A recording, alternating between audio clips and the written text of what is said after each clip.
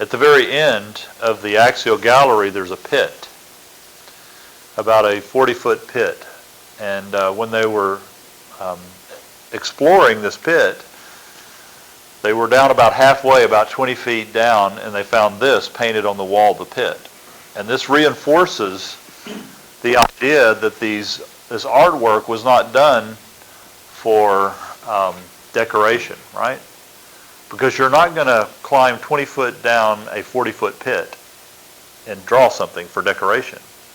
So they think this is proof positive that it had some kind of personal spiritual significance to put it in such a hazardous place.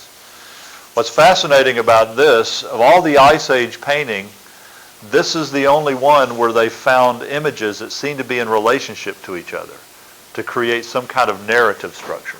It's not just a picture of something, but it's trying to tell a story.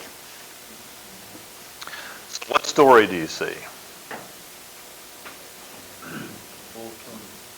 Okay, so you have a bison and you have a person. All right? What else? And so the bull is killing the person. Why do you think the bull's killing the person? You've got a long linear object here, which very easily could be a spear, maybe a broken spear. Okay? And so this is a hunter who's thrown the spear at the bull, and the bull's angry. All right? So we're beginning to piece together the story. Anything else? How do we know the bull's angry? Yeah, see, he's got the business in there, the horns pointed. And if you've ever been around bulls or bison, you know, they know exactly how to use those horns. And that's what he's doing. He's using those horns. Also, the tail is up. You see that? Tail is up.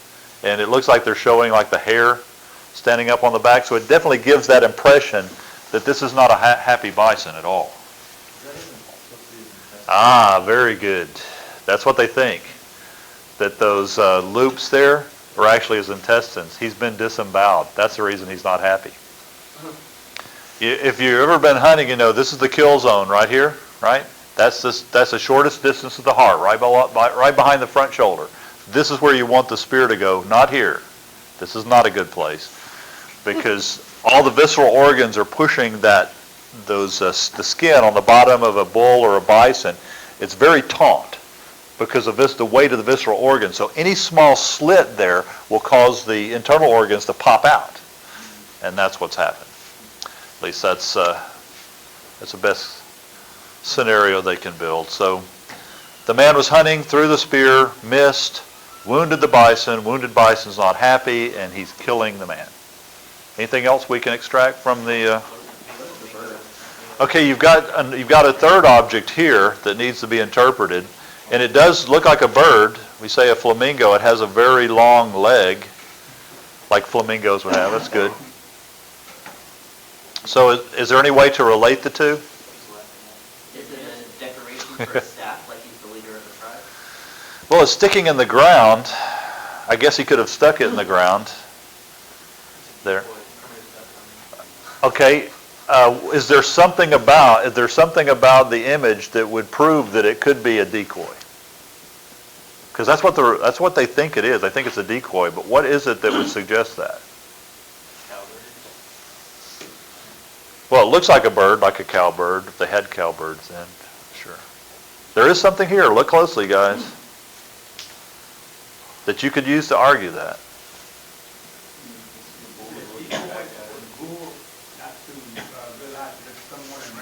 Well, that's what a decoy is. You set up something and you hide among it, something that would look natural. I mean, if you're duck hunting, right? You got all the duck decoys floating out there, and you got your blind there, and you're right beside the decoys. This is even better. The guy's face kind of. Yeah. See that?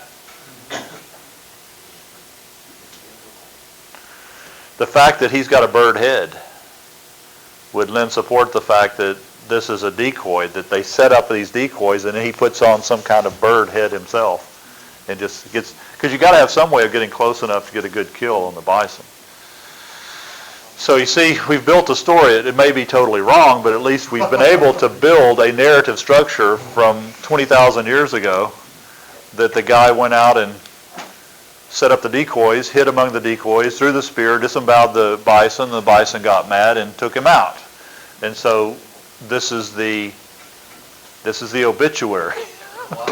And so at the bottom of the pit, we're going to find the guy, which would have been great if they had dug in the bottom of the pit and found a skeleton, because we had known how this guy died. But they didn't. They didn't find a skeleton in the bottom of the pit. So Why halfway down the pit, like, why at the bottom where they have no idea. But one thing that it shows, that if it's halfway down, that means someone must have been suspended there with ropes and drew this. And it wasn't meant for a lot of people to see, because this is a very inconvenient place for art. So why, we don't know, but we do know that it wasn't just for decoration. It must have had some kind of other significance, the person that did it. It may have been his best friend that died, and it's the way he mourned, the way he got it, sort of talked it out. I don't know, just a thought.